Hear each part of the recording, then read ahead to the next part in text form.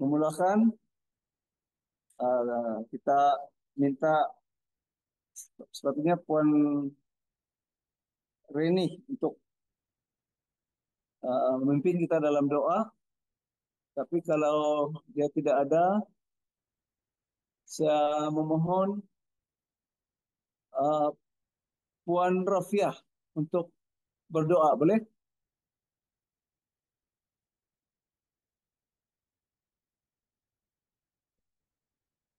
Adakah Puan Rafiah dapat mendengar? Ya, ya, Elda, dengar Ya, juga. Siau oke, terima ngam-ngam, kasih. ya, ngam-ngam sia ada beli barang beras bang ngam Oh, beras sih habis. Siau oh, baru, tapi oke sudah, saya beli oke, terima kasih. ya, Ya, terima kasih. Teruskan. oke, oke, baik. Selamat malam dan selamat bergabung dalam eh, pembelajaran hari. Mari kita tunduk dan siap pimpin dalam doa. Bapa kami dalam kerajaan sorga, sekali lagi kami mengucapkan syukur puji Tuhan atas berkat-Mu yang berlimpah sehingga pada malam ini kami dapat bergabung sekali lagi dalam pembelajaran doktrin Alkitab untuk menerima berkat-Mu sekali lagi. Ya Tuhan, kami mohon agar sepanjang pembelajaran ini biarlah kuasa-Mu beserta dengan kami, memimpin kami agar pembelajaran ini berjalan dengan lancar sesuai dengan kehendak-Mu. Ya Tuhan, kami mohon juga Engkau jauhkanlah segala roh kuasa jahat agar apa yang kami pelajaran ini tidak akan mengganggu setiap uh, ruangan perbaktian ini. Ya Tuhan, kami mohon juga sama ada yang dapat mengikuti acara ini sama ada di Facebook atau di YouTube ataupun di ruangan Zoom ini, kiranya Engkau memberkati satu persatu agar apa yang kami pelajari melalui doktrin ini menguatkan iman kami, meneguhkan uh, uh, pembelajaran kami sementara kami menunggu kedatangan-Mu yang kedua kali. Tuhan, uh, biarlah kiranya Engkau menguasai dalam kehidupan kami agar kami dapat uh,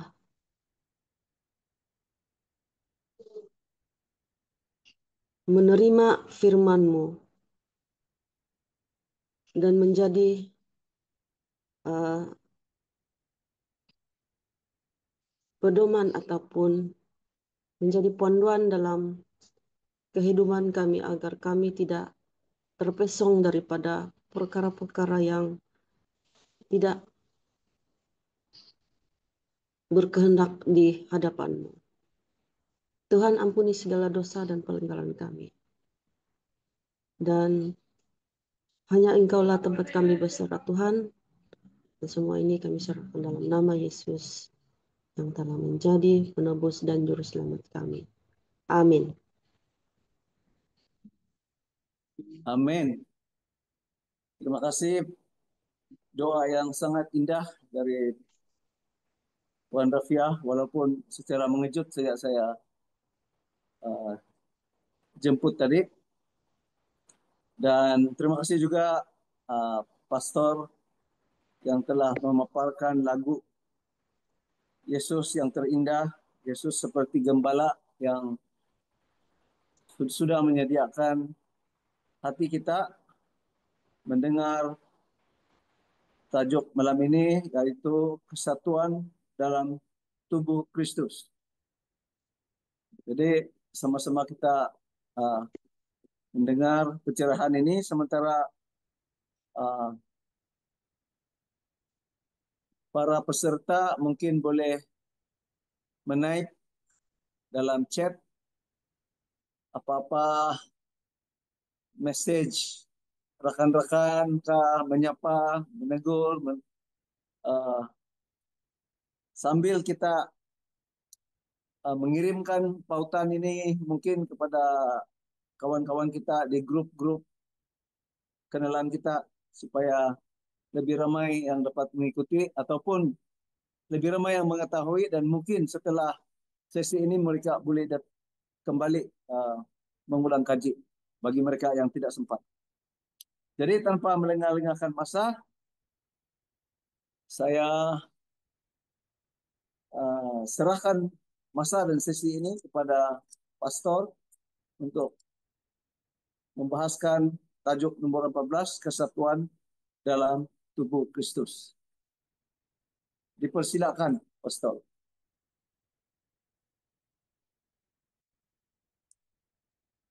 Baiklah, Shalom, selamat malam kepada semua yang sudah hadir pada malam hari ini di mana sejak kamu berada.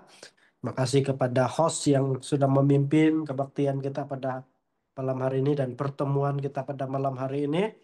Dan host sudah mempersiapkan kita um, untuk memasuki pembahasan ataupun mendengarkan pembahasan yang mana kita sudah sampai di bab yang ke-14 hari ini dengan tajuk kesatuan dalam tubuh Kristus.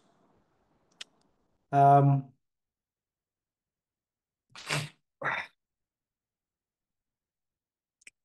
Terima kasih juga kepada Tuan Rafia yang sudah memimpin kita dalam doa pembuka dan semua yang sudah hadir. Kiranya berkat Tuhan berserta dengan kita semua dan eh, kita semua sehat-sehat saja. Kalau ada yang sakit, segera cepat sembuh juga. Kamu doakan juga saya sebab hari ini pun hampir tidak dijalankan ini kelas sebab sudah sejak semalam saya pun kurang sehat. Tapi sekarang agak oke-oke sudahlah. Kalau kamu nampak di mata sini sudah mulai merah ini. Maksud sudah mulai datang itu resdu.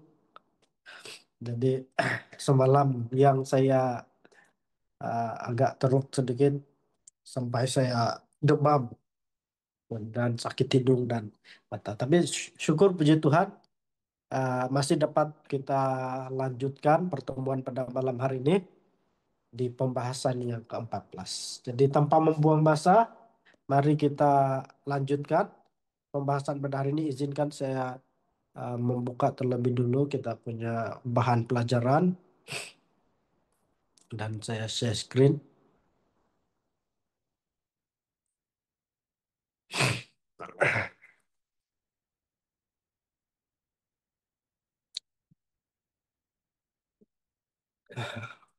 Baik, mari kita lanjutkan. Pada hari ini agak pendek kita punya pelajaran hanya ada 11 slide. Kesatuan dalam tubuh Kristus. Kita masih berada um, di teras yang ketiga kalau saya tidak salah. Ya, teras ketiga, bukan, teras yang keempat. Teras yang pertama kita sudah tahu mengenai Allah, teras yang kedua mengenai manusia, teras yang ketiga mengenai keselamatan dan kita sudah memasuki bab yang keempat dalam teras yang keempat ini yaitu doktrin gereja ataupun kita masuki kesatuan dalam tubuh Kristus. Apa yang gereja Seventh-day Adventist yakini dan apa yang Alkitab yakini tentang doktrin kesatuan dalam tubuh Kristus ini. Saya minta satu orang boleh bantu saya bacakan mulai dari pernyataan yang pertama. Siapa saja?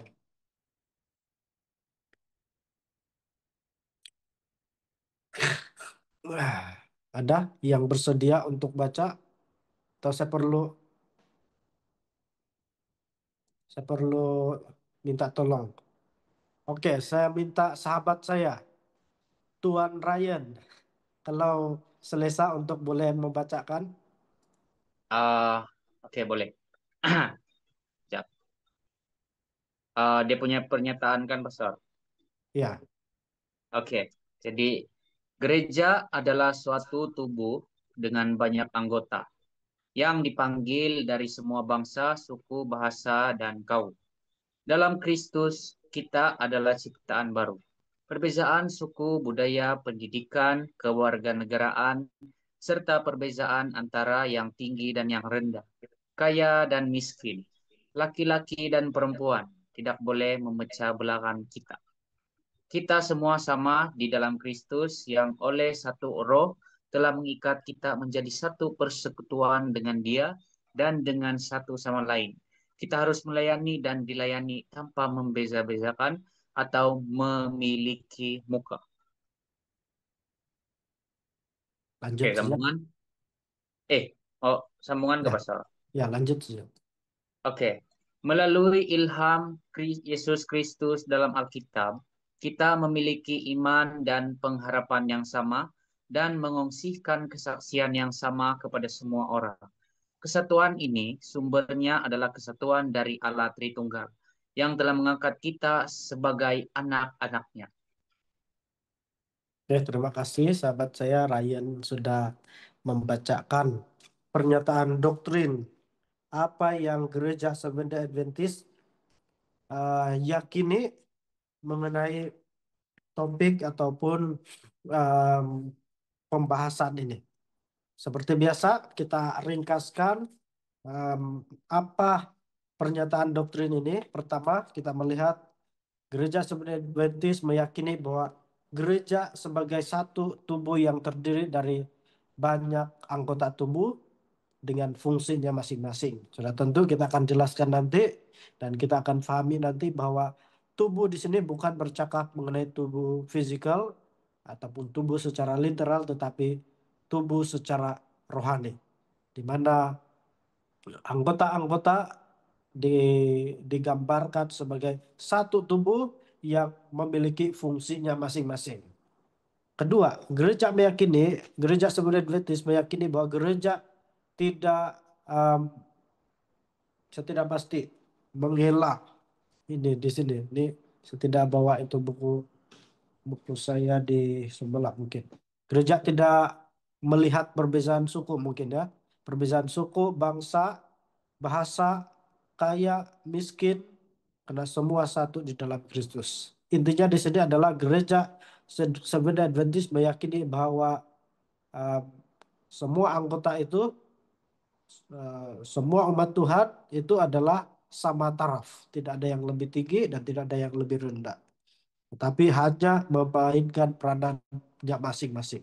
Yang ketiga, gereja Seventh-day Adventist meyakini bahwa oleh karena gereja adalah satu dan bersumber dari Allah, maka gereja memiliki iman, pengharapan yang sama dan membagikan kesaksian yang sama kepada semua orang. Jadi kita akan lihat di sini nanti satu Tuhan, satu satu tubuh, satu roh, dan dikatakan juga satu iman, satu Tuhan, satu iman, satu baptisan, satu Allah dan Bapa dari semua, Allah yang di atas semua dan oleh semua di dalam semua dikatakan dalam ayat Efesus, dalam kitab Efesus. Mari kita pergi kepada pembahasan yang pertama mengenai kesatuan Alkitab dan gereja atau jemaat. Alhamdulillah sudah tersumbat saya punya hidung. Harap tidak terlalu mengganggu lah. Oke, mari kita lihat yang pertama Yohanes 13 ayat 34 dan 35. Kalau ada sesiapa yang boleh bantu bacakan, saya berikan peluang siapa saja. Sementara saya pun membuka di sini. Ah, Yohanes 13 ayat yang ke-34 dan 35.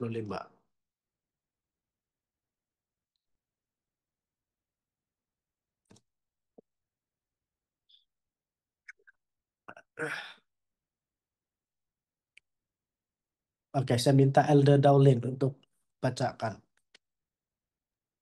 Oke, Yohanes 13 ayat 34 dan 35.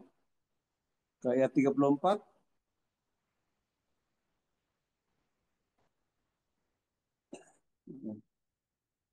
Aku memberikan perintah baru kepada kamu, yaitu supaya kamu saling mengasihi. Sama seperti aku telah mengasihi kamu, demikian pula kamu harus saling mengasihi. 35.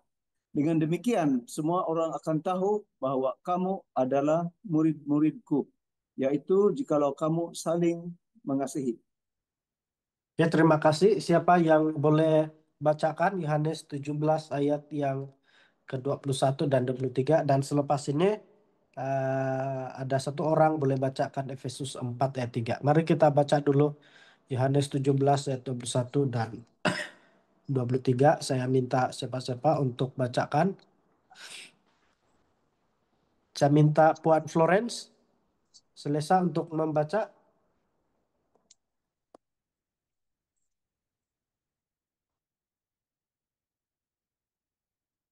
Atau masih driving? Oke, oke. Lanjutkan saja. Yohanes 17 ayat 21 dan 23. Halo, boleh dengar? Boleh dengar. Oke, Yohanes 17, 21 ayat 3. Allah menginginkan agar semua umatnya sempurna menjadi satu, sama seperti oknum kealahan adalah satu. Eh, kita baca yang di dalam Alkitab, sebab yang di dalam slide ini bukan ayat Alkitab ini. Ini adalah penerangannya. Kalau Oh, Puan Florence boleh buka Alkitab atau di telepon. ya, siap, Pastor. Saya di tempat yang saya tidak bawa Bible, Oke. saya di Maumia, sorry. Oke, ada siapa yang lain? Atau saya kembalikan kepada Elder Daulin lah. Terima kasih Puan Florence. Yohanes 17 ayat 21 dan 23. Selepas ini kalau ada yang mau sukarela bacakan Efesus 4 ayat 3, resen sejak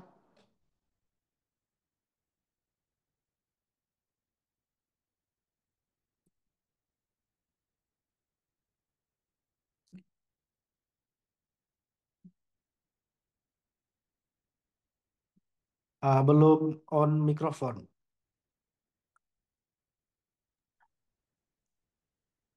Yohanes 17 ayat 21. Supaya mereka semua menjadi satu, sama seperti engkau, ya Bapa, di dalam aku dan aku di dalam engkau. Agar mereka juga di dalam kita, supaya dunia percaya bahwa engkaulah yang telah mengutus aku. Ayat 22, dan engkau dan aku telah memberikan kepada mereka kemuliaan yang engkau berikan kepadaku, supaya mereka menjadi satu. Sama seperti kita adalah satu. 23, aku di dalam mereka dan engkau di dalam aku, supaya mereka sempurna menjadi satu. Agar dunia tahu bahwa engkau yang telah mengutus aku dan bahwa engkau mengasihi mereka sama seperti engkau mengasihi aku. Ya, terima kasih Elder Daulin. Saya lihat Ryan sudah resen tadi. Kita minta Ryan untuk um, bacakan Efesus 4 ayat 3 dan oleh sebab yang selepas ini 4 ayat 4 hingga 6 boleh terus sampai ke ayat 6 lah. Efesus 4 ayat 3 sampai 6. Efesus 4 ayat 3, dan berusahalah memelihara kesatuan roh oleh ikatan damai sejahtera. Ayat 4, satu tubuh dan satu roh, sebagaimana kamu telah dipanggil menjadi satu pengharapan yang terkandung dalam panggilanmu. Ayat kelima, satu Tuhan, satu iman, satu baptisan. Dan yang keenam, satu Allah dan Bapa dari semua. Allah yang di atas semua dan oleh semua dan di dalam semua. Oke, terima kasih. Jadi dari ayat-ayat yang baru kita baca sebentar tadi sebenarnya sudah cukup menimbulkan banyak pertanyaan-pertanyaan, banyak persoalan. Tetapi apa yang mau disampaikan di sini, kita lihat yang pertama dikatakan melalui Yohanes 13 ayat 34 dan 35 bahwa dunia mengenal kita sebagai pengikut Yesus bila mana kita saling mengasihi.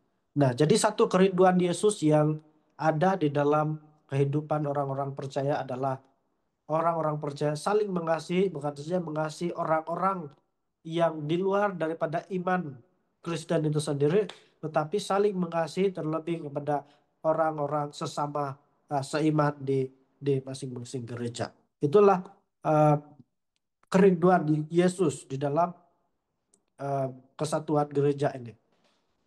Dan kita lihat di sini bagaimana ayat Alkitab ini menjelaskan kepada kita bahwa satu bukti ataupun satu cara bagaimana orang mengenal kita sebagai pengikut Yesus atau tidak adalah bagaimana mereka melihat kita mengasihi orang yang di luar daripada denominasi kita, tetapi dalam konteks bukan saja mengasihi orang-orang yang di luar daripada denominasi kita, tetapi dalam konteks ini menyatakan bagaimana mereka melihat kita saling mengasihi sesama anggota. Tapi kita renungkan apakah kita sudah saling mengasihi di dalam gereja kita. Bagaimana kita mau ataupun kita bayangkan, kita ingin memenangkan banyak orang, tetapi ketika kita ajak orang itu untuk masuk di dalam gereja kita, lalu dia berada di dalam gereja kita, dan ketika berada di dalam gereja kita, ngam-ngam pada waktu itu, kita bertengkar, ataupun ada pertengkaran antara anggota gereja di dalam gereja itu sendiri. Apakah penjangkauan kita itu akan berjaya ataupun bagaimana? Sudah tentu pekerjaan pertobatan dan penarikan jiwa ini adalah tugas Roh Kudus. Tugas kita hanya mari sampaikan kepada mereka kebenaran Alkitab, lalu nyatakan kepada mereka mengenai firman Tuhan, dan yang membuat mereka berubah, bertobat atau tidak adalah kuasa Roh Kudus. Sudah tentu begitu. Cuma sudah tentu kita akan melihat bahwa keadaan di dalam gereja itu akan mempengaruhi ketertarikan orang terhadap gereja itu sendiri. Seperti mana situasi contoh yang kita berikan tadi. First time di gereja Seventh-day Adventist. Lalu ngam-ngam di sana pula dia ngam-ngam mengalami itu keadaan di mana sesama anggota bergaduh, saling mempersalahkan dan sebagainya. Tidak meyakinkan. Jadi sekali lagi, dunia mengenal kita sebagai pengikut Yesus atau tidak bila mana kita saling mengasihi. Di dalam Yohanes 17 ayat 21 sampai 23 menyatakan kepada kita tadi bahwa Allah menginginkan agar semua umatnya sempurna menjadi satu sama seperti oknum kealahan adalah satu. Kalau kita perhatikan apa yang dituliskan dalam Yohanes 17 ayat 21 ayat 23 ini adalah ketika Yesus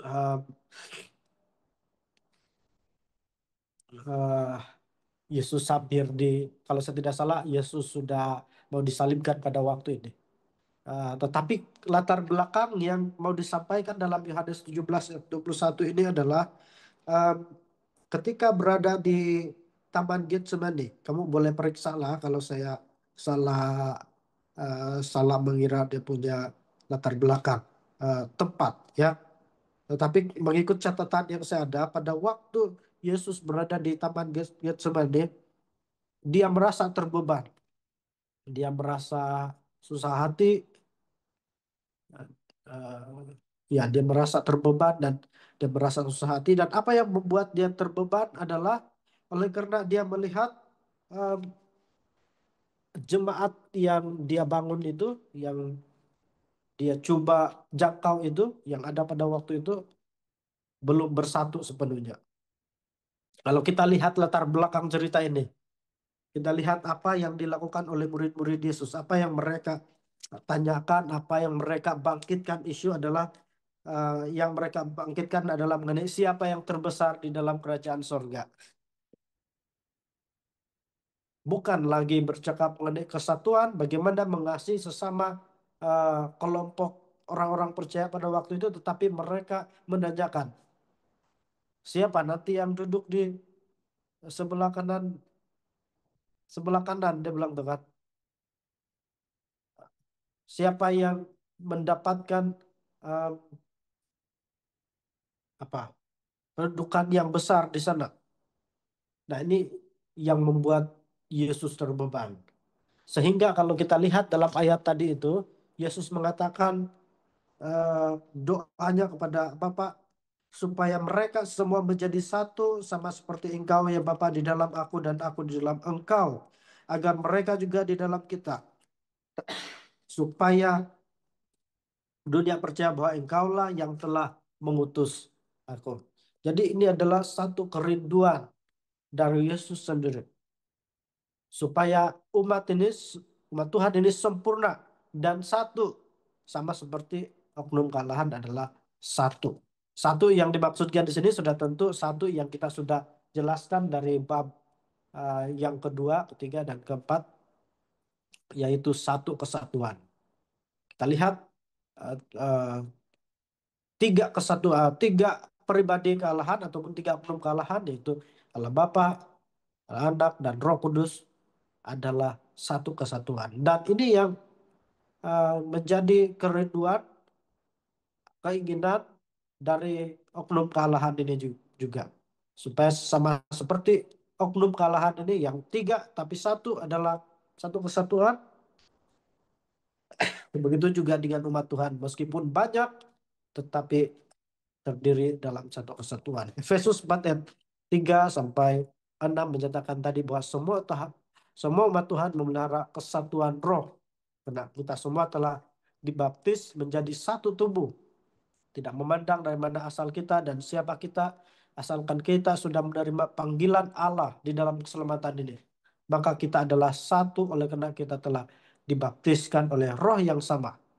Jadi kita lihat ada istilah-istilah di sini mengatakan dalam Efesus 4 ya, maksudnya satu roh, satu tubuh, satu tubuh, satu roh, kemudian satu Tuhan, satu iman, satu baptisan, satu Allah dan Bapa dari semua. Jadi apa yang dimaksudkan dari sini?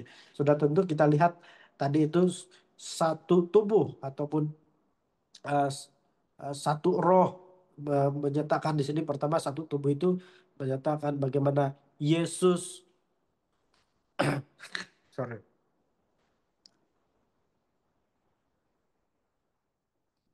ya Yesus sebagai satu-satunya yang menebus umat Tuhan. Jadi satu tubuh yang telah menebus dan memberikan keselamatan bagi umat Tuhan ini.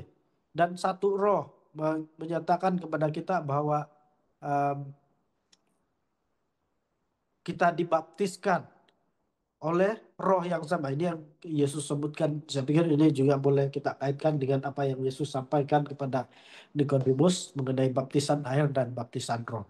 Jadi sehingga kita lihat satu tubuh itu melambangkan tubuh yang dimaksudkan di sini adalah Yesus sendiri, satu roh, bagaimana roh yang bekerja itu membaptiskan banyak orang, dan satu Tuhan menyatakan mengenai Allah yang sama yang kita sembah, dan satu iman menyatakan kepada kita iman yang sama dan baptisan yang sama seperti teladan Yesus juga, dan satu Allah dan Bapa. Jadi apabila menyatakan mengenai satu roh, satu Allah dan satu roh, satu Allah dan Bapa, ini menyatakan bagaimana kerinduan Tuhan itu supaya umat Tuhan bersatu, memiliki kesatuan sama seperti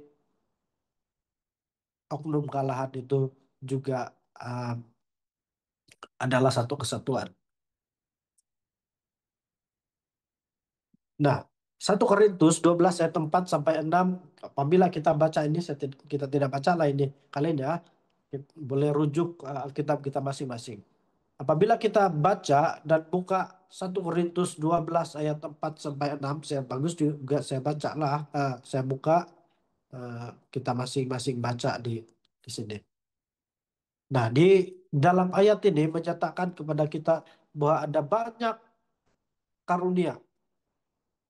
Ada berupa pelayanan, dikatakan di sini ada yang berbagai perbuatan ajaib. Tetapi satu saja yang disampaikan di sini. Semua itu bersumberkan dari oknum kalahan yang satu, yaitu Bapa, Anak, dan Roh Kudus. Nah, kemudian kalau kita baca Roma 15 ayat 5 dan 6, ini adalah satu pengharapan daripada penulis kitab Roma. Saya kira ini Paulus ya, ataupun setidak pasti ya. Kalau saya tidak salah Roma, Paulus ya, ataupun satu harapan daripada penulis surat Roma, surat kepada Roma, bahwa eh, Tuhan yang mengaruniakan kerukunan ataupun kesatuan kepada umat Tuhan sesuai dengan kehendak Kristus, sehingga dengan satu hati dan satu suara memuliakan Allah dan Bapa Tuhan kita Yesus Kristus. Ini yang disebutkan di sini. Jadi apa yang dimaksudkan kesatuan di sini? Ini bukan ada satu, ketika dalam buku 28 doktrin kita menyatakan kesatuan yang dimaksudkan di sini bukan keseragaman. Coba kamu bagi pandangan, apa beza antara kesatuan dan keseragaman? Oke, saya bagi peluang untuk kita tuliskan respon di ruang chat atau ruang komen. Apa beza antara kesatuan dan keseragaman? Sebab buku 28 doktrin kita ataupun 28 rujukan 28 doktrin kita menyatakan bahwa eh, kesatuan yang dimaksudkan di sini bukanlah keseragaman. Nah, bagaimana kita memahami ini? Nah, jadi kalau kesatuan ini bukan mengenai keseragaman, jadi apa yang dimaksudkan di sini? Dikatakan kesatuan yang dimaksudkan ini adalah kesatuan hati dan satu suara di dalam memuliakan Allah. Oke, kita lanjutkan dulu. Sementara kamu berikan respon di chat. 1 Korintus 12 ayat 7 sampai 11. Kita melihat di sini Allah memberikan rupa-rupa karunia kepada jemaatnya untuk digunakan bagi keperluan jemaat. Wahyu 14 ayat 12, jemaat Tuhan memiliki kesatuan dalam iman pada Yesus dan penurutan kepada seluruh hukum. Jadi apa yang mau disampaikan di sini adalah kita umat Tuhan ini eh, kita diberikan satu tanggung jawab. Yaitu tanggung jawab kita adalah melakukan penjangkauan, menginjil. Jadi Tuhan ini apabila dia memberikan kita tugas, dia tidak biarkan kita bekerja tanpa peralatan. Misalnya Tuhan mau suruh kita buka ladang. Oke, kamu cari ini tanah sekian yang sudah saya sediakan, kamu kasih bersih itu dan kamu tanamlah tanaman di sana. Lalu Tuhan biarkan kita pergi sendiri cari peralatan sendiri. Tidak, Tuhan menyediakan uh, peralatan yang diperlukan untuk membersihkan, untuk memelihara, untuk kita sebut membuka ladang gitu. Jadi itu hanya perumpamaan lah kan.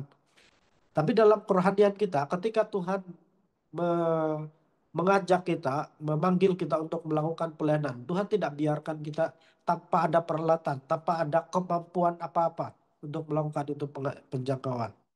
Kita diberikan peralatan kita masing-masing, ataupun lebih jelasnya di sini dikatakan karunia masing-masing.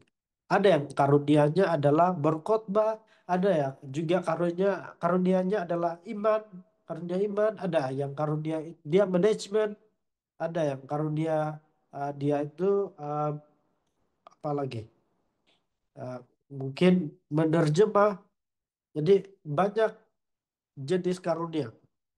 Tetapi satu saja uh, sumber daripada karunia ini, yaitu daripada oknum kalahan ataupun Trinity tadi. Jadi ya satu satu sumber bersumber dari satu sumber yang sama, dan maksudnya kita saling melengkapi. Yang disebutkan um, dikatakan tadi bahwa kita satu kesatuan, satu tubuh tetapi memiliki fungsi yang berbeza-beza. Ada anggota yang uh, kurang, tidak ada karunianya dalam berkhotbah, tetapi dia ada karunia yang lain yang tidak ada pada um, anggota yang lain. Tetapi ada juga anggota yang memiliki banyak karunia, ada juga yang sedikit karunia. Yang pastinya kita harus gunakan itu seberapa banyak pun karunia yang diberikan kepada kita itu, bagaimana kita menggunakan karunia itu. Terutama dalam melakukan pekerjaan Tuhan. Jadi karunia ini juga, ya ini yang saya berusaha pikir apa yang saya ingat tadi itu, saya bilang. Jadi karunia ini juga salah satu fungsi dia adalah untuk membantu anggota gereja bertumbuh dalam iman. Jadi Tuhan katakan, kamu harus sempurna, dikatakan tadi kan. Kalau kita lihat eh, yang ayat Alkitab yang kita baca tadi, katakan kamu harus sempurna sama seperti Allah itu sempurna, dikatakan. Dan kamu tahu ketika Tuhan menyatakan kamu harus sempurna, kamu harus berada di level ini, Tuhan tidak biarkan kita sampai di level ini dengan usaha kita sendiri yang benar kita tidak mampu sebenarnya. Lalu Tuhan berikan kita karunia, karunia roh ini, dan karunia roh ini membantu kita untuk bertumbuh dalam iman kita, sehingga eh, apabila kita sudah sampai level ini, maka karunia-karunia ini tidak perlu lagi. Kalau kita pelajari lah, misalnya lah karunia bernubuat. Alkitab menjelaskan bahwa karunia bernubuat itu akan berhenti. Anda kamu baca bahkan karunia roh nubuat itu nanti akan berhenti. Bila dia akan berhenti. Nah ini yang salah tafsir ini ya. Saya hanya sentuh sedikit lah sebab ini mengenai eh, bab karunia nubuatan. Jadi banyak orang yang salah menafsirkan ayat ini dengan menyatakan bahwa selepas Yohanes, Yohanes Kekasih tidak ada lagi karunia nubuatan, dia katakan. Tetapi apabila kita selidiki, sebenarnya karunia bernubuat itu akan tetap ada sampailah kepada kesempurnaan iman itu sendiri. Itu sampai pada kedatangan Yesus lah. Apabila kita pelajari apa yang Alkitab katakan, maksudkan mengenai ayat yang saya maksudkan tadi, Alkitab sendiri menyatakan bahwa karunia roh nubuat itu ataupun karunia bernubuat itu akan berhenti, tapi bila dia akan berhenti, yaitu pada waktu orang-orang ataupun umat Tuhan sudah mencapai kesatuan iman.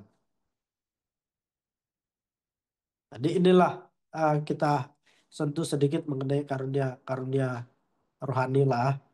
Jadi semua karunia ini pertama bersumber dari oknum yang satu, yaitu Bapa, Anak, dan Roh Kudus. Dan kedua, karunia roh ini em, berfungsi untuk membuat kita bertumbuh dalam iman kita sehingga kita mencapai ini satu kesempurnaan iman.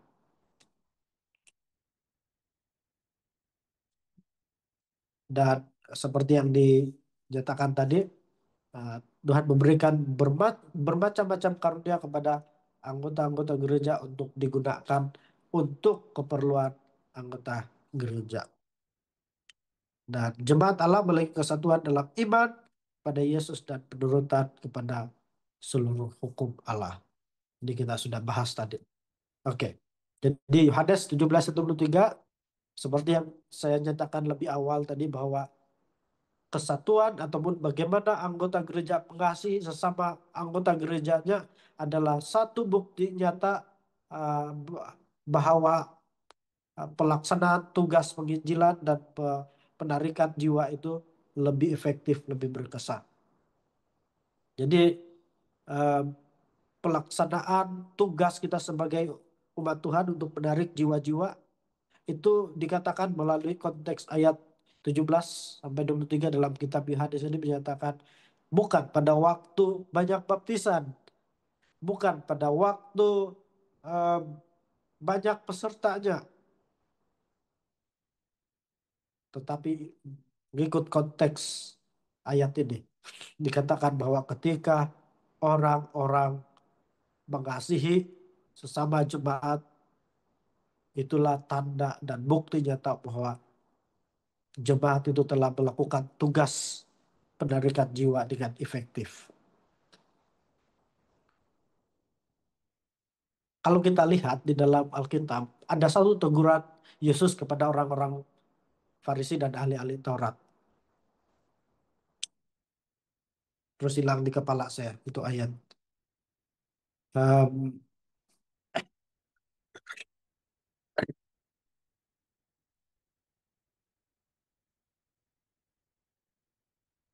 Hilang di kepala saya. Ada satu teguran Yesus kepada mereka sebenarnya yang menyatakan berkaitan mengenai ini.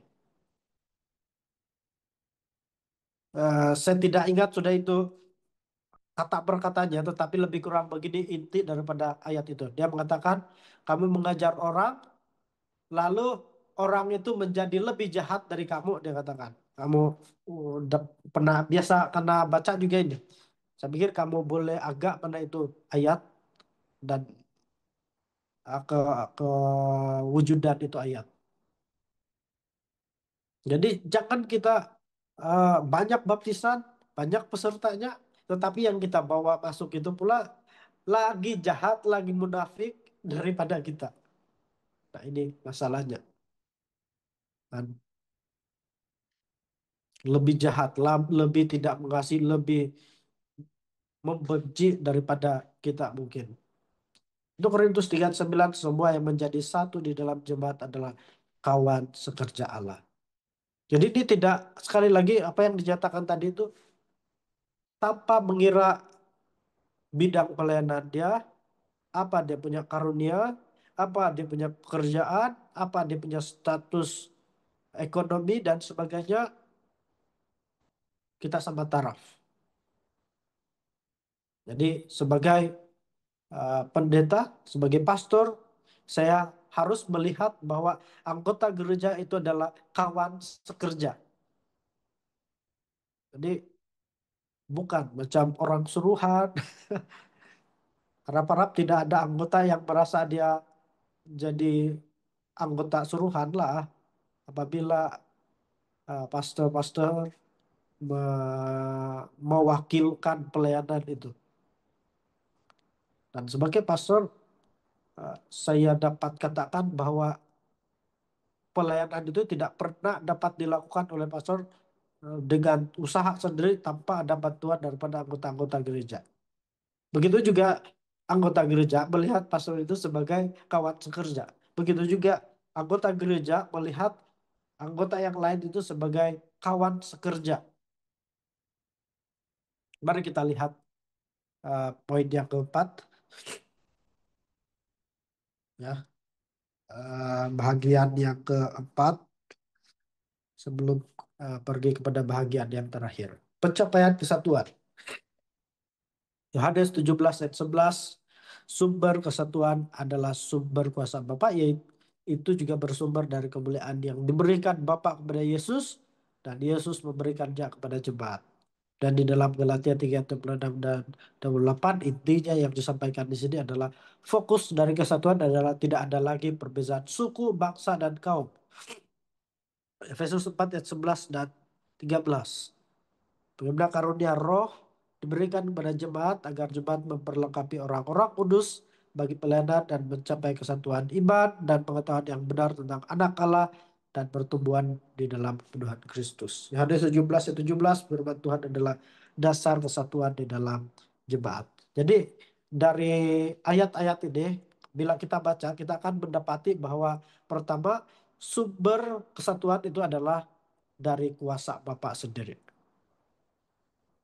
Jadi bermaksud kita tidak boleh bersatu dengan usaha kita sendiri. Itu tidak cukup kita sedar saja kita perlu ada kesatuan dan tidak cukup kita ada keinginan untuk bersatu saja. Sama keinginan itu timbul dari hati kita ataupun timbul daripada umat Tuhan di gereja yang kita berada sekarang ini. Tetapi haruslah ada campur tangan daripada Tuhan sendiri. Bagaimana kita minta supaya kuasa Tuhan memberikan kesatuan itu kepada kita. Nah, kita selalu ulang-ulang ini. Salah satu bagaimana anggota-anggota gereja boleh bersatu adalah melalui doa bersama. Dan kegiatan seperti inilah. Kuasa Roh Kudus itu sangat luar biasa dan kuasa doa itu sangat berkuasa dalam memberikan perdamaian dan kesatuan kepada anggota gereja. Ada satu pastor yang pada masa yang lalu saya tidak ingat sekarang siapa kita punya ministerial secretary di GC, tetapi pada penggal yang lalu yang baru saja dilantik semula kan, kita punya ministerial secretary kalau saya tidak salah adalah Dr. Pavel. Satu yang dia sampaikan kepada pelajaran yang dia sampaikan yang menarik bagi saya adalah dia katakan anggota yang rajin berdoa bersama mereka akan secara perlahan-lahan bersatu. Saya masih ingat kesaksian yang dia sampaikan, dia ditempatkan di satu gereja yang kurang persatuan dan bahkan sudah agak jatuh lah mereka itu. Nah, saya tidak ingat apa konflik yang sudah lama terjadi di sana dan apa isu yang terjadi di sana sehingga agak sedikit sudah orang. Dan apa yang dia lakukan selama berapa bulan ataupun berapa minggu saya tidak ingat, yang mereka lakukan mereka hanya berdoa bersama. Lama-lama mereka mendapati bahwa kehadiran mereka bertambah tanpa mereka sadar dan mereka tidak menyadari yang doa bersama itu membuat mereka lebih terhubung dan lebih bersatu. Nah, jadi mari kita lihat tidak cukup kita mau bersatu, kita sadar perlu bersatu, kita perlu libatkan kuasa Tuhan di dalam bagaimana mempersatukan umat Tuhan di tempat kita berada. Jadi kita lihat Galatia 3 itu tadi itu tidak ada lagi perbedaan suku, bangsa, dan kaum. Tidak adalah itu prejudis kan. Tapi sebenarnya prejudis ini tidak mudah untuk dibuka sebenarnya. Saya tidak tahu dengan kamu, tetapi di kelas belia beberapa sahabat yang lalu bercakap mengenai sifat prejudis ini. Dan semua kami mengakui bahwa sikap prejudis ini tidak, rupanya kami menyadari sikap prejudis itu tidak semudah yang kita mau cakapkan, boleh ditinggalkan. Sikap prejudis itu mungkin boleh saja dari penampilan dia. Mungkin dia punya penampilan kurang kemas atau bagaimana, ataupun bangsa dia. Kalau tapi ini dipengaruhi dengan apa yang kita dengar juga, bahkan kalau kita dengar itu bangsa oke-oke sejak, mungkin tidak ada prejudis yang timbul. Tapi apabila bangsa itu adalah bangsa yang selalu kita dengar keraskah ataupun suka begaduh, suka buat masalah, lalu masuk di dalam gereja kita berpikir juga. Terutama maksudnya eh, memang banyak tempat yang banyak orang yang apabila melihat ada perbedaan suku, bangsa dan kaum dan yang lain-lain tadi itu timbul prejudis. Tapi ada juga di antara kita yang apabila ada perbedaan suku, bangsa dan kaum dan yang sebagainya tidak tidak timbul apa-apa prejudis. Tapi bila pernah mendengar kisah lalu, ataupun cerita-cerita di sebalik orang yang kita jumpa itu, disitulah timbul prejudis. Nah, jadi ini yang kita perlu elakkanlah. Walaupun sikap prejudis ini sikap yang ada bagi kebanyakan orang, tapi sebagai umat Tuhan mari kita minta supaya sikap prejudis itu kalau boleh tidak ada lah di dalam kehidupan kita. Efesus 4 ayat 11 sampai 13 seperti yang saya nyatakan tadi, bahwa karunia rohani itu tujuannya adalah untuk memperlengkapi orang-orang kudus bagi pelayanan sehingga mencapai kesatuan iman dan pengetahuan yang benar tentang anak Allah ataupun Allah anak dan pertumbuhan di dalam kepenuhan Kristus. Ini yang kita sebut tadi. Jadi karunia rohani itu bukan untuk berlagak. Saya masih ingat di asrama dulu ada satu kawan kami yang kerasukan. Kamu tahu ini sahabat saya ini, kawan kami ini, 2 orang dorong kerasukan. Kalau saya tidak salah lah.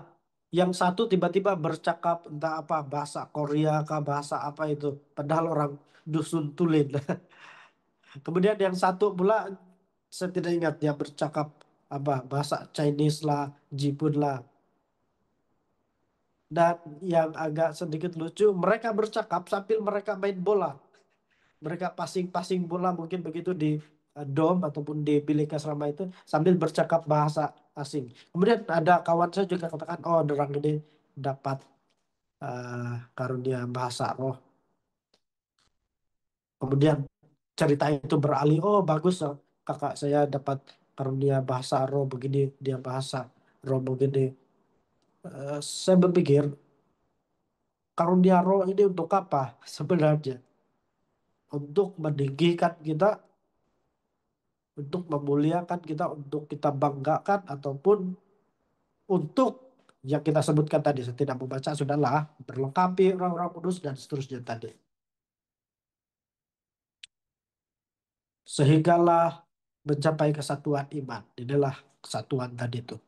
Hadis 17:17 firman Tuhan adalah dasar kesatuan. Jadi kita lihat tadi kesatuan adalah sumbernya daripada Tuhan sendiri, dan kedua firman Tuhan sebagai dasar kesatuan di dalam jemaat. Yohanes 15:12 kita melihat di ayat ini bagaimana Kristus meminta jemaat untuk mengasihi sebagai bukti mereka bahwa mereka mengasihi Tuhan. Ini kita sudah sebut tadi. Yohanes 12:32 kematian Kristus akan menarik semua orang kepadanya sehingga mereka menjadi satu di dalam Kristus. Jadi apabila kita menghayati kematian Kristus, kita mendalami kematian Kristus, dan kita menyadari bahwa Yesus telah mati bagi kita, supaya kita boleh bersatu dengan Allah Bapa di surga, maka apabila sifat itu ada di dalam diri kita, dan sifat itu datang daripada Roh Kudus sendiri, maka kita akan memiliki satu sifat ataupun satu kesadaran bahwa kita harus menjadi satu dengan anggota jemaat. Kita lihat Yohanes 15 ayat 5 di perumpamaan tentang perumpamaan anggur, bahkan perumpamaan anggur, pohon anggur dan cabang. Dikatakan bahwa kalau akulah pohon anggur dan kamulah cabang-cabangnya, barang siapa yang tidak tinggal di dalam aku, kamu tidak akan berbuah banyak. Begitu betul kan? Satu yang disampaikan, yang dimaksudkan Yesus di sini adalah apabila jemaat itu ataupun secara individu tidak ada Yesus dalam diri kita, maka kita tidak akan dapat berbuah banyak. Begitu juga dalam konteks kesatuan. Apabila kita ini anggota-anggota gereja, lalu kita tidak bersatu, bermaksud eh, kalau dalam pokok itu yang satu dia bilang, oh saya mau jadi pokok sendiri, dia bilang. Jadi bermaksud itu cabang tidak bercantum dengan itu pohonlah, tidak akan berhasil. Terlebih apabila Yesus tidak tinggal di dalam kehidupan kita. Dan kita boleh katakan bahwa seperti mana yang dibahas tadi, satu tanda kalau Yesus ada di dalam kehidupan kita adalah kita akan hidup bersatu. Mencari perdamaian dan mengelak pertengkaran. Di luar Yesus, jemaat tidak akan berhasil mencapai kesatuan karena di luar Kristus, kita tidak dapat berbuat apa-apa. Poin yang terakhir, langkah menuju kesatuan. Bagaimana kita boleh mencapai ini kesatuan? Kita sudah lihat tadi, kesatuan itu sumbernya adalah daripada oknum kalahan sendiri. Efesus 5 ayat 22 sampai 28 kita lihat tadi itu kesatuan di dalam jemaat akan dimulai dengan adanya kesatuan di dalam gereja. Mari kita mulai kesatuan itu di dalam keluarga.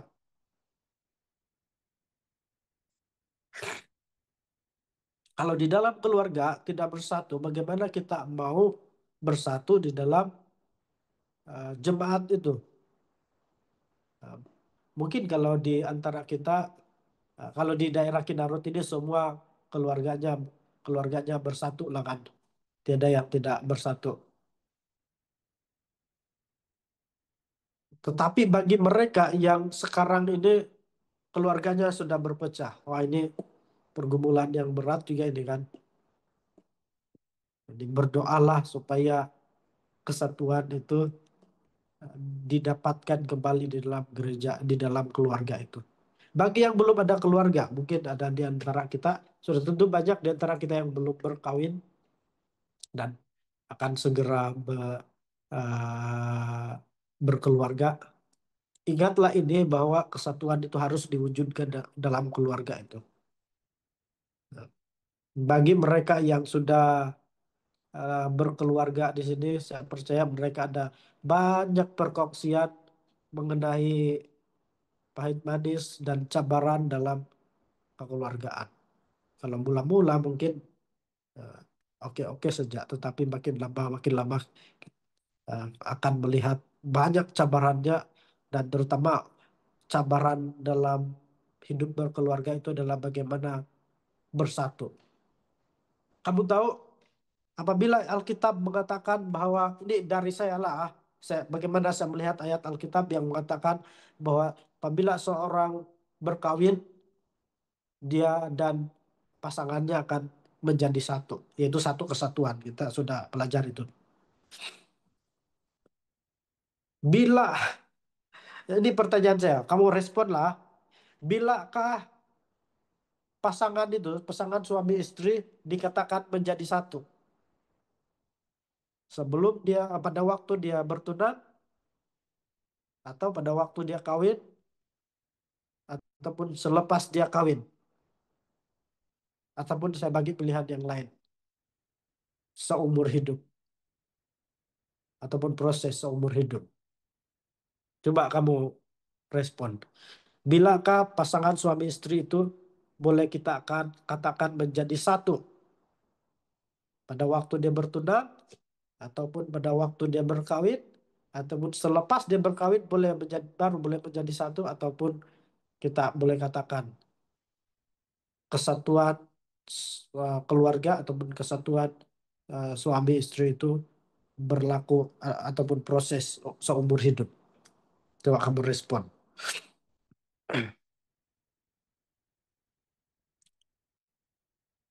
kamu tahu saya lebih cenderung melihat bahwa pasangan suami istri bukan menjadi satu pada waktu, sudah tentu menjadi satu dalam konteks tertentu, tetapi satu kesatuan ini, pembahasan pasangan suami istri menjadi satu kesatuan ini tidak terus terjadi dalam masa 1 hari, 2 hari, 1 tahun, 2 tahun. Buktinya adalah kita mendapati apabila kita berkawin, mungkin tahun pertama, tahun kedua masih belum kelihatan lah itu cabaran. Tapi selewatnya akhir tahun kedua atau tahun ketiga mungkin kita melihat ada sudah ada sudah karakter-karakter pasangan kita yang mungkin uh, kurang kita terima. Sama ada kita yang kurang terima ataupun pasangan kita yang kurang terima. Jadi itu membuat kurang bersatu. Tetapi kalau kita perhatikan secara perlahan-lahan kita akan saling menerima dengan em, pasangan kita. Saya masih ingat pas Kozani punya pelajaran ada 4 tahap perkawinan. Tetapi saya tidak ingat tahap-tahap itu. Termasuklah tahap pertama itu tahap yang manis-manis saja. Tetapi ada satu tahap yang saya uh, paling ingat, yaitu tahap di mana iya, yang saya ingat tahap itu pertama hubungan yang manis sajalah, oke saja. Tahap yang kedua adalah mulai menyadari dan merasakan kekurangan pasangan. Kemudian sampai di satu tahap uh,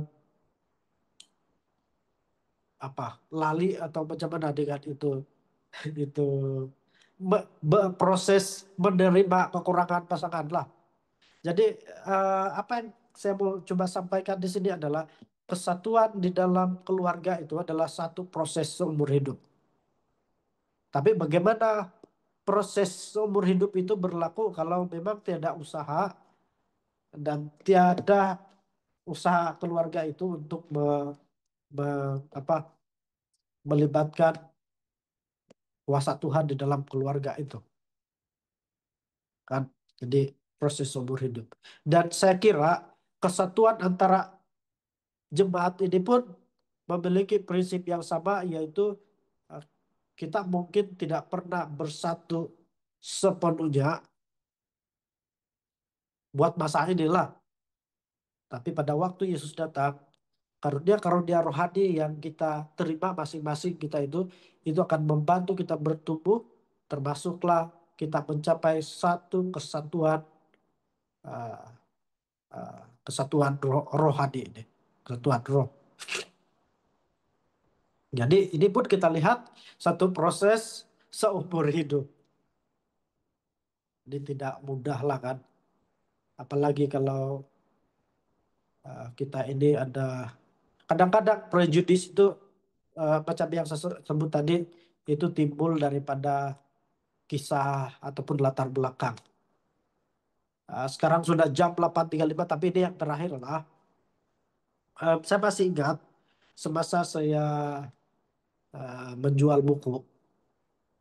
Salah satu pesan daripada kami punya APML dan juga Publishing Director ataupun APML bermaksud Assistant Publishing Ministry Leader. Dia katakan bahwa jangan cepat membuat apa kalian sebutnya. Misalnya orang ini terus dia bilang, ya saya tidak mau buku, ataupun oh kamu dari gereja Seventh Adventist kah? Jadi terus biasanya kita punya pikiran bila kena tanya begitu, apapun program yang kita jalankan lah terus ada ada sudah objection, ada sudah penolakan di dalam pikiran kita. Ya tidak payahlah jual buku, balik saja, ataupun tidak payahlah bercakap sama dia, balik saja, dia tidak mau sudah ini. Dan kenapa terus tidak buat andaian kah macam mana dikatakan itu? Sebab apa yang diucapkan orang ini biasanya ada sejak latar belakang dia. Jadi macam mana kita mau handle ini objection. Apabila orang bilang, oh kamu gereja Seventh Adventist, lalu salah satu caranya adalah tanyakan dia, "Em, kenapa? Kenapa kalau saya, kenapa dan ada apa dengan gereja Seventh Adventist?" Lalu dia akan ceritakan, oh begini pengalaman saya yang lalu, begini-begini. Oh, begini pengalaman yang lalu, sehingga dia ada ah, membentuk pikiran dia masa itulah. Begitu juga dengan buat marketing. Bila kita buat marketing, um, mungkin orang itu pernah ada pengalaman yang kurang bagus dengan bisnismen yang lain. Tapi apabila kita pahami latar belakang daripada kisah itu, maka kita dapat handle itu objection.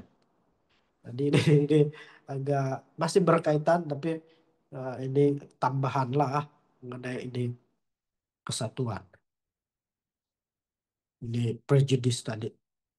Kadang-kadang apabila ada prejudice dalam gereja, ada yang kita kurang paham, kurang setuju dalam gereja, kadang-kadang kita perlu pahami latar belakang bagaimana itu terjadi. Kesatuan akan tercapai bila jemaat bertolong-tolongan menanggung beban. Jadi bertolong-tolongan. Bekerja sama dalam menjalankan misi di dunia. Kemudian buah roh akan menolong jemaat untuk tetap terikat satu sama lain. Kemudian jemaat tidak boleh memandang muka karena Allah tidak memandang muka. Wahyu 14 ayat 6. Injil kerajaan Allah harus disebarkan ke seluruh penjuru dunia untuk menjangkau semua bangsa, suku, bangsa, dan kaum. Jadi kita lihat tadi, inilah sebahagian daripada bagaimana kita boleh mencapai ini kesatuan. Harap-harap kalau ada gotong royong, janganlah setiap pada gotong royong di gereja kita tidak hadir. Sebaiknya kita usahakan lagi untuk pergi. Walaupun mungkin terlambat ataupun sedikit saja yang kita boleh lakukan. Sebab itulah cara kita bagaimana kita mencapai kesatuan. Oke, sudah agak lewat. Jadi kesimpulannya, Tuhan menginginkan jemaatnya untuk bersatu dan saling mengasihi satu dengan yang lain seperti ketiga oknum kalahan adalah satu. Kedua, kesatuan di dalam jemaat berlandaskan firman Tuhan yang bersumber kepada Bapa, Anak, dan Roh Kudus. Ini kita sudah sampaikan tadi. Yang ketiga, Roh Kudus memberikan berbagai-bagai karunia untuk menolong jemaat agar lebih efektif di dalam membangun persatuan dan mengembangkan pekerjaan Yesus dan misinya di dunia ini, yakni memberitakan Injil ke seluruh dunia. Keempat, kesatuan jemaat dibuktikan dengan masing-masing anggota akan saling mengasihi, bekerja sama, dan bertumbuh di dalam pengenalan akan Allah. Dan yang kelima, semakin bersatu jemaat, maka pekerjaan Tuhan akan semakin efektif untuk dikembangkan. Jadi kita patut renungkan, seberapa bersatukah jemaat di tempat kita berada. Mungkin itu yang membuat pelayanan itu tidak efektif, ataupun gereja itu tidak bertumbuh di dalam gereja itu tidak bertumbuh sama ada secara bilangan ataupun quality kerohanian. Jadi itu saja, uh, saya serahkan seterusnya kepada host untuk ruangan seterusnya.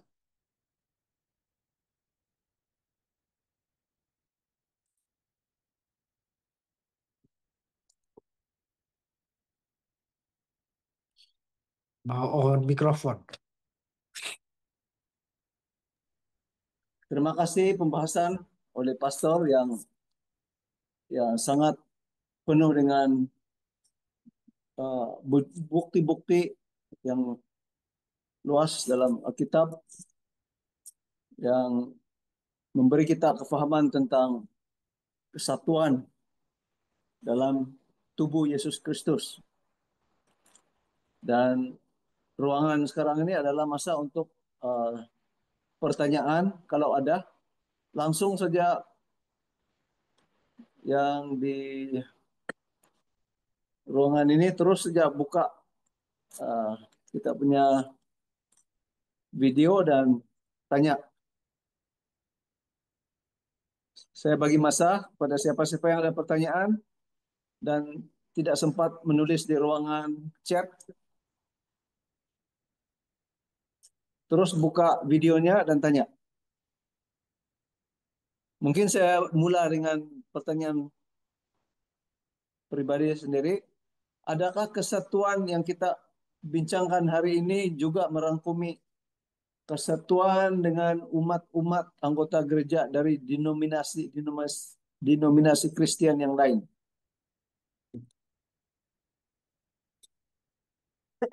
Satuan dengan anggota gereja dari denominasi Kristen yang lain. Saya macam perlu minta yang lebih spesifik lagi, Elda. Apakah ini menjurus kepada ecumenical ataupun bercakap hanya mengenai kesatuan dengan orang yang lain ataupun di luar daripada iman kita? Ya, kesatuan maksud saya dari segi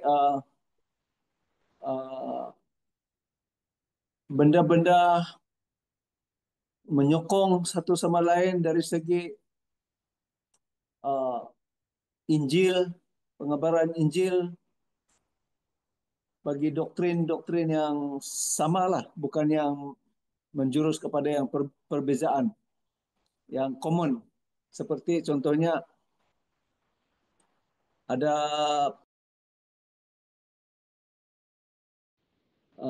antara gereja-gereja, uh, jadi juga uh, kemasyarakatan, kerjasama kemasyarakatan, macam contohnya gotong royong yang melibatkan gereja-gereja denominasi lain, tapi tidak bercanggah dengan, tidak spesifik kepada doktrin masing-masing lah. Maksudnya ya, pertemuan-pertemuan sosial lah ataupun rohani yang biasa dilakukan masa Krismas, contoh gitulah. Perlukah kita bersatu dengan mereka seperti yang kita belajar hari ini, persatuan dalam Kristus. Sebab mereka pun menginjil juga, memperjuangkan Kristus juga, cuma berlainan dari segi amalan doktrin saja. Oke, terima kasih Dolin. Kenapa ini? Oke. Oke, terima kasih Elda Dolin. Jadi kenapa saya tanya lebih spesifik tadi itu? Sebab kadang-kadang apabila orang tanya mengenai kesatuan dengan denominasi yang lain ataupun anggota dari denominasi yang lain, kadang-kadang pertanyaan ini cenderung kepada topik yang kita sebut sebagai ecumenical, kesatuan antara gereja-gereja, kan? Dimana kalau bercakap mengenai ecumenical ini, gerakan ecumenical, sudah tentu kita lihat di dalam gereja kita, terutama tulisan Roh Nubuat jelas menyatakan bahwa itu adalah satu perkara yang patut dihindari oleh umat Adventist. Tetapi yang ditanyakan di sini adalah mengenai bagaimana kita mau bersatu, bagaimana kesatuan kita dengan anggota-anggota dari denominasi yang lain. Jadi secara jujurnya saya masih sedang memahami apa konteks dan apa maksudnya dan bagaimana maksudnya kita ini dikatakan bersatu dengan bukan saja anggota Kristen yang berbeza denominasi dengan kita, tapi bahkan kita bersatu dengan mereka yang bukan Kristen, yang ateis, yang tidak ada agama, bahkan intinya adalah bersatu dengan semua orang di dunia. Kenapa saya katakan begini? Sebab kalau kamu masih ingat tentang pembahasan setelah Sabat kita, saya tidak ingat tahun yang keberapa, dan setelah Sabat itu topik kuartalnya adalah mengenai kesatuan.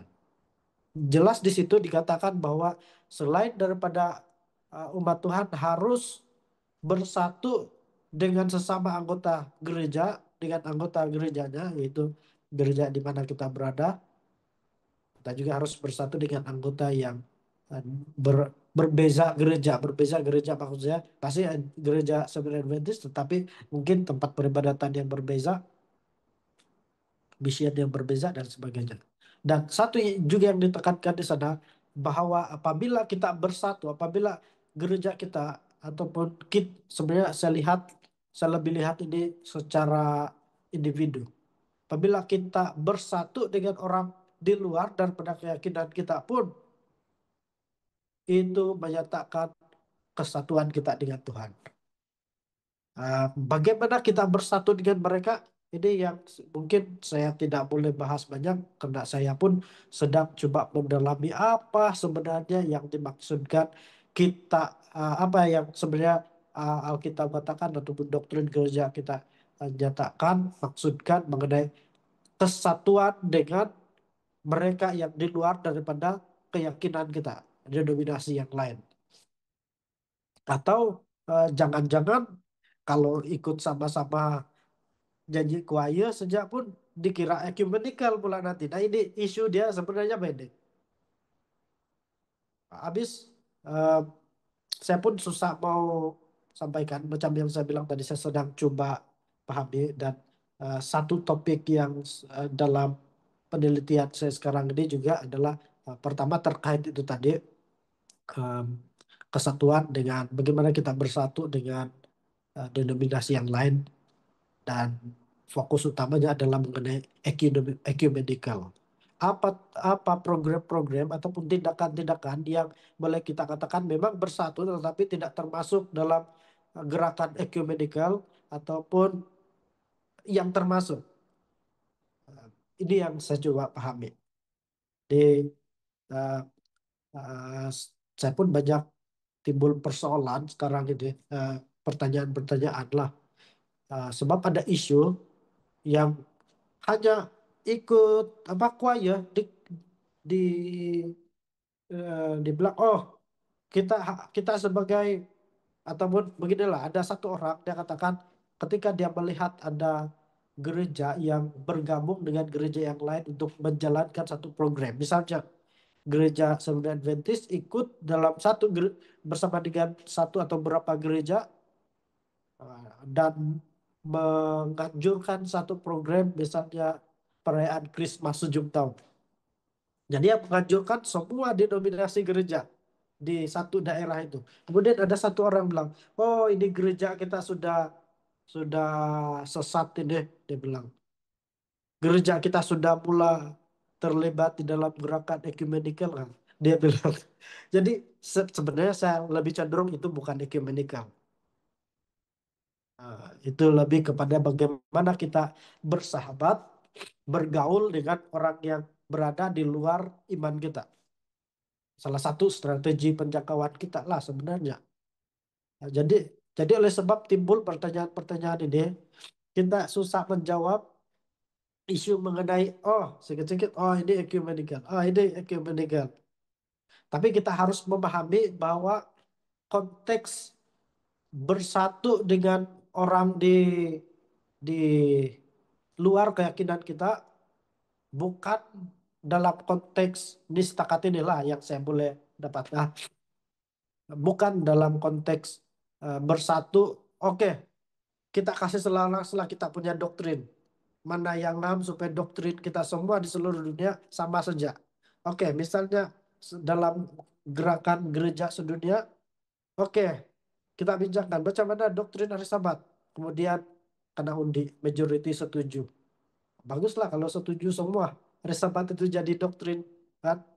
Tapi bagaimana kalau tidak dipersetujui? Misalnya lah. Jadi berusaha untuk jadi membentuk doktrin yang sama seluruh dunia lah kan. Ini saya kira lebih kepada ecumenical. Tetapi konteks kesatuan di dalam Yesus bersama dengan orang-orang lain ini, apapun agama mereka lah, adalah bagaimana kita mengasihi mereka, bagaimana kita memperlakukan mereka, dan bagaimana kita bergaul dengan mereka. Saya lebih cenderung melihat itu di dalam pembahasan sekolah sahabat kita yang lalu lah. Sebab kenapa? Apabila kita bilang eh, eh, perkara ini, seolah-olah kita bilang, ya, terutama menyebut tentang ekumenikal, bagi mereka yang ekstremis dan fanatik, mereka akan bilang, oh ada buat program bersama dengan denominasi yang lain, seketika dia bilang ekumenikal, ekumenikal, ekumenikal. Padahal sebenarnya salah satu tuntutan Tuhan untuk kita adalah bergaul dengan denominasi yang lain. Cuma sudah tentu kekurangan saya secara pribadi adalah saya punya karunia bukan bersahabat. Saya tidak mudah bersahabat, terutama mereka yang pemimpin denominasi yang lain dan siapapun lah. Jadi saya pikir agak panjang kok, Elda. Semoga itu sedikit sebanyak terjawab. Ya, terima kasih Pastor. Jadi kepada yang lain, teman-teman, adakah lagi soalan-soalan yang masih uh, berligar di dalam pikiran kamu? Silakan tanya saja, jangan segan-segan. Kita ada 5 menit begitu. Kalau tidak, sebelum kita tutup. Saya kirim satu pertanyaan di sini sementara yang lain sedang Ya, apa? Ini dari Facebook. oke.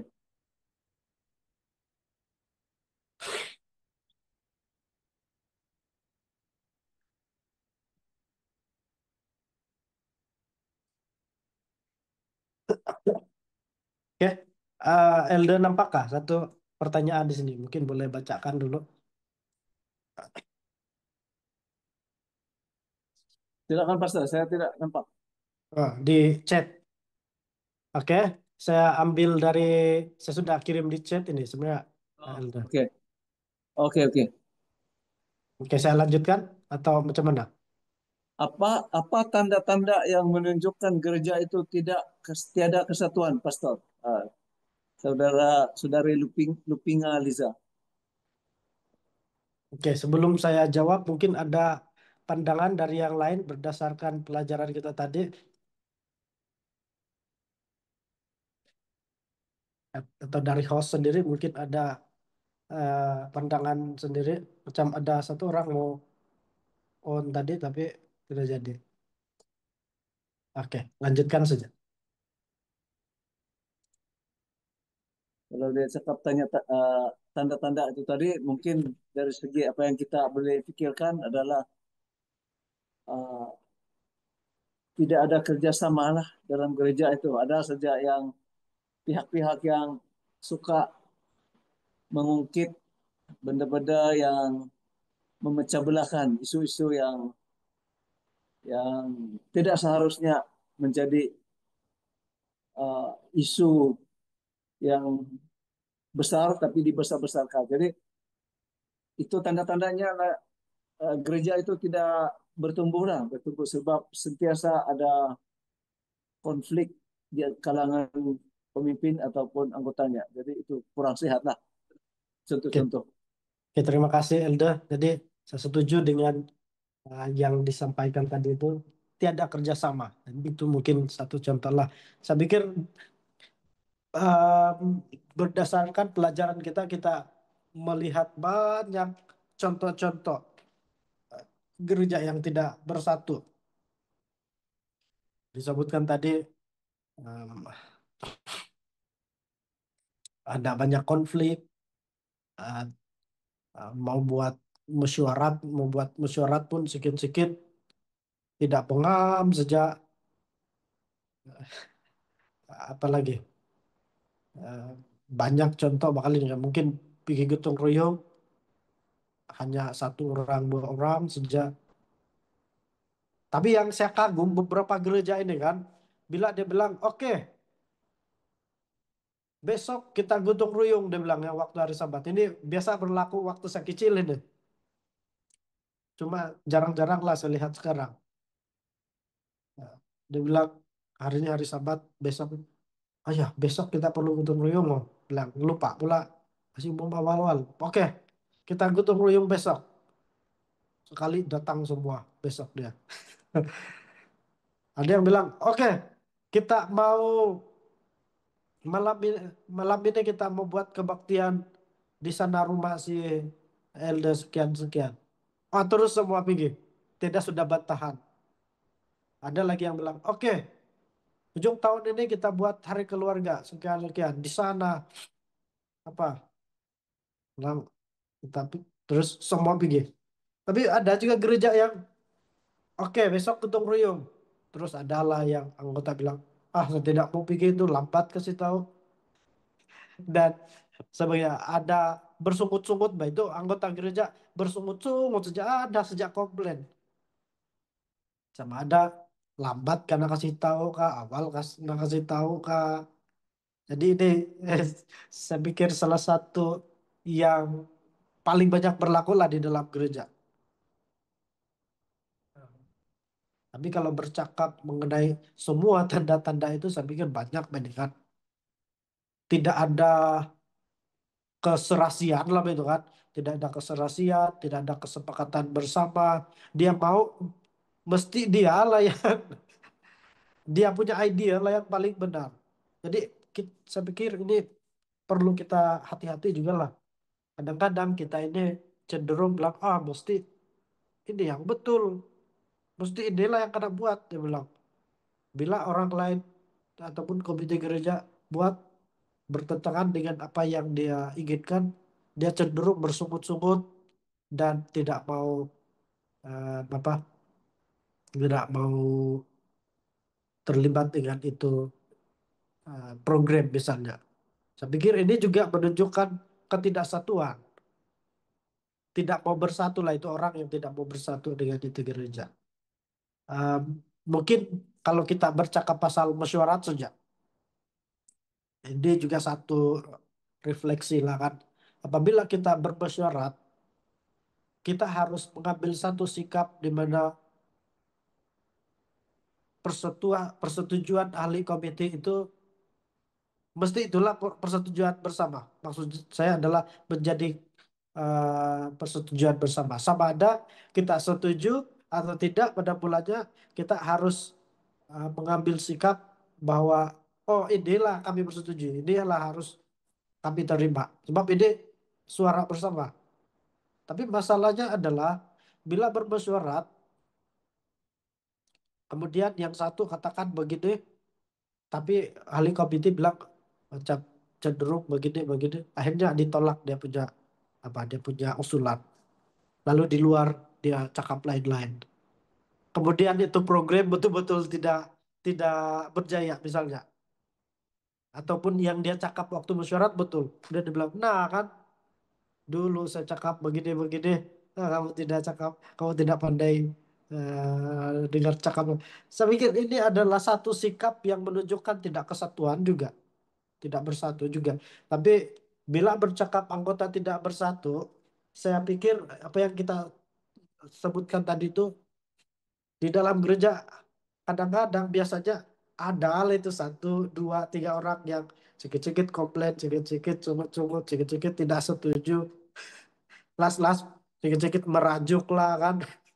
Jadi saya pun bertanya-tanya juga sebenarnya ini, sebab tidak disebutkan dalam kita punya doktrin. Apakah kalau ada satu orang sejak di dalam gereja itu yang tidak mau bersatu, mungkin satu tabiat dia tadi itu bersungut-sungut, tidak serasi dengan orang yang lain di dalam gereja. Apakah boleh dikatakan gereja itu tidak bersatu?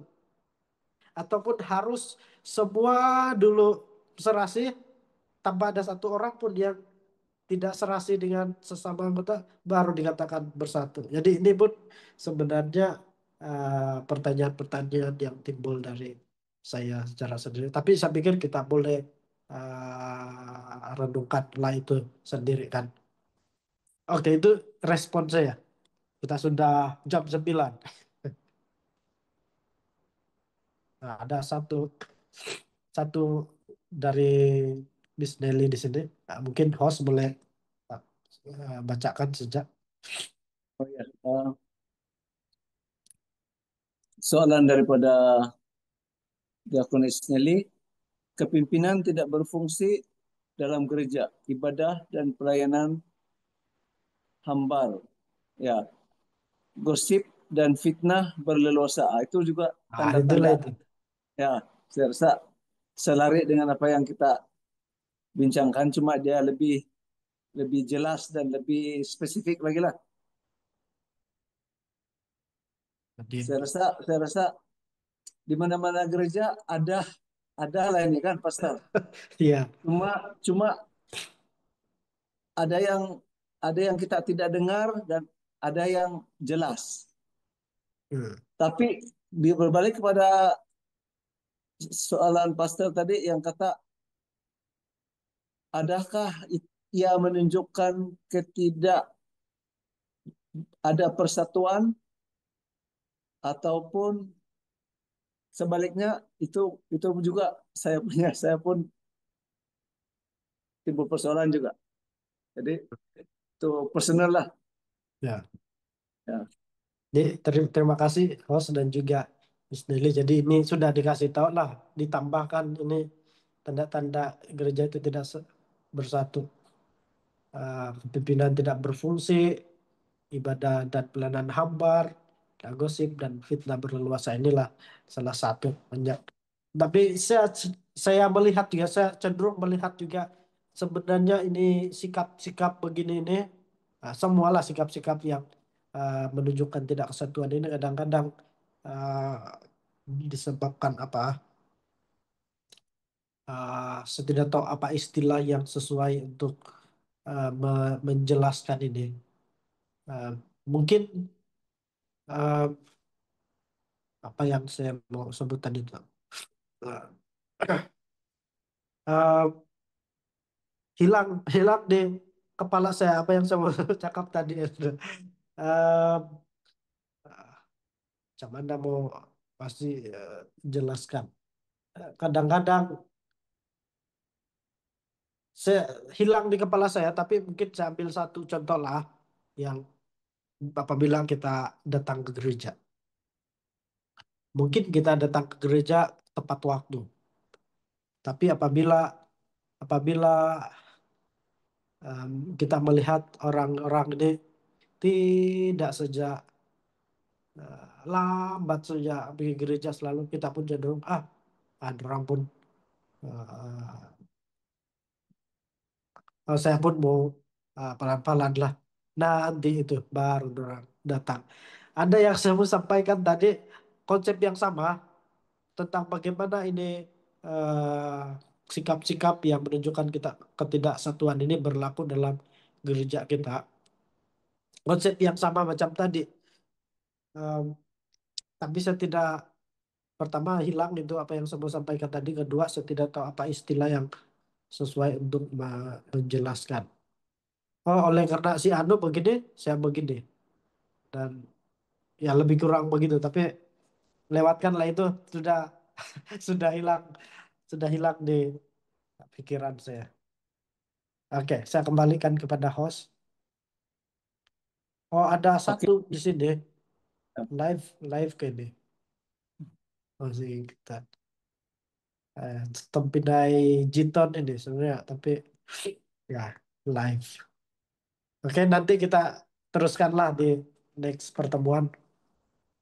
Saya serahkan kepada host lah. Oke, sebelum kita tamat dan pastor akan mendoakan doa penutup, tapi sebelum itu saya akan heboh-hebohkan. Terima kasih semua yang sudah menghadiri dan berpartisipasi dalam perbincangan kita tadi. Dan tentu sekali kita sudah mendapat uh, suatu pelajaran yang baik untuk kita mengadakan persatuan dalam gereja kita seperti dalam Efesus 4 ayat 4 hingga 6, satu tubuh, satu roh, satu Tuhan, satu iman, satu baptisan. Jadi tajuk kita nanti pada hari Jumat ini adalah tentang baptisan. Jadi saya harap lebih ramai daripada kita yang akan join pada sesi yang akan datang ini. Dan terima kasih.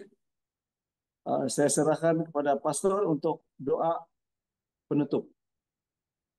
Oke, terima kasih kepada host yang sudah melayani kita. Saya pikir em, sampai hari Jumat ini masih Elda Daulin yang akan melayani kita. Oke, jadi terima kasih Elda dan semua yang sudah terlibat dalam pertemuan malam ini. Kenapa stuck saya punya? Ya, jadi kepada semua yang baru mengikuti hari ini, kami undang untuk terus mengikuti pertemuan ulang kaji 28 doktrin ini setiap hari Rabu dan Jumat. Kita coba seawal mungkin.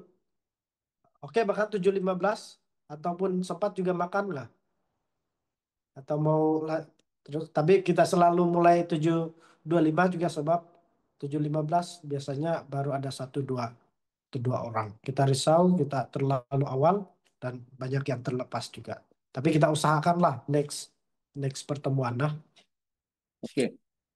Dan ya saya mohon maaf juga sebab saya kira 3 ke 4 bab sudah soalan kuis belum saya sempat siapkan sebab tidak ada waktu untuk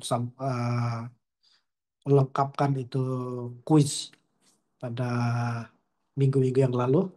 Saya usahakan sekali lagi pada minggu ini semoga boleh disiapkan. Oke, itu saja mari kita berdoa. Tuhan di sorga, kami mohon ampun sebab selama ini gereja kami tidak bersatu. Tapi terima kasih karena melalui pelajaran pada malam hari ini kami diingatkan kembali untuk merenungkan sejauh mana kesatuan anggota gereja di dalam gereja kami. Ya Tuhan, kami juga belajar bahwa kesatuan itu sumbernya adalah daripada Tuhan sendiri. Ketika kami melihat gereja di mana kami bergereja tidak ada kesatuan, kami memohon kiranya Engkau campur tangan dan mengaruniakan kesatuan ini. Engkau menjamah setiap satu anggota gereja di dalam gereja.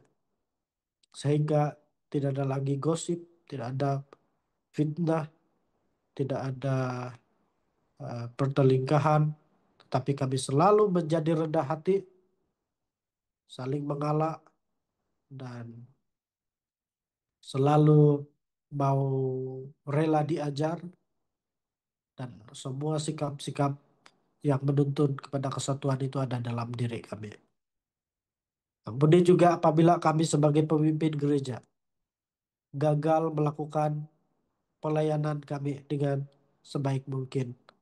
Sehingga gereja ini tidak bersatu. Tapi kami berdoa kiranya kuasa Tuhanlah yang menuntun kami dan menggerakkan kami.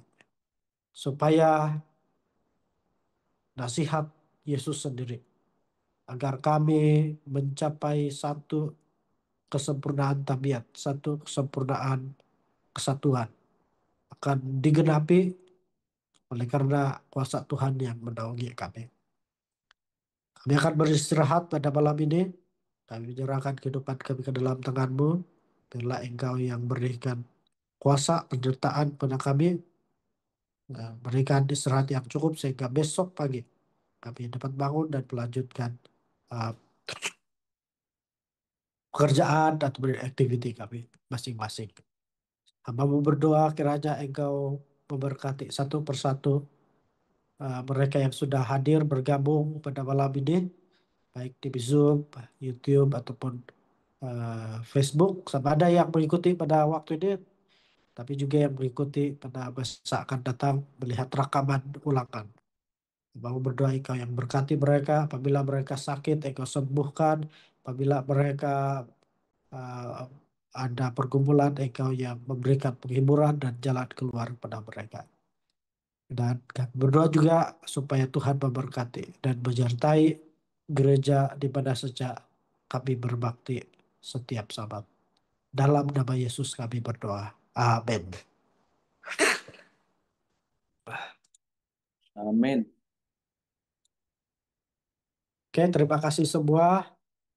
Selamat beristirahat. Kita jumpa pertemuan akan datang. Saya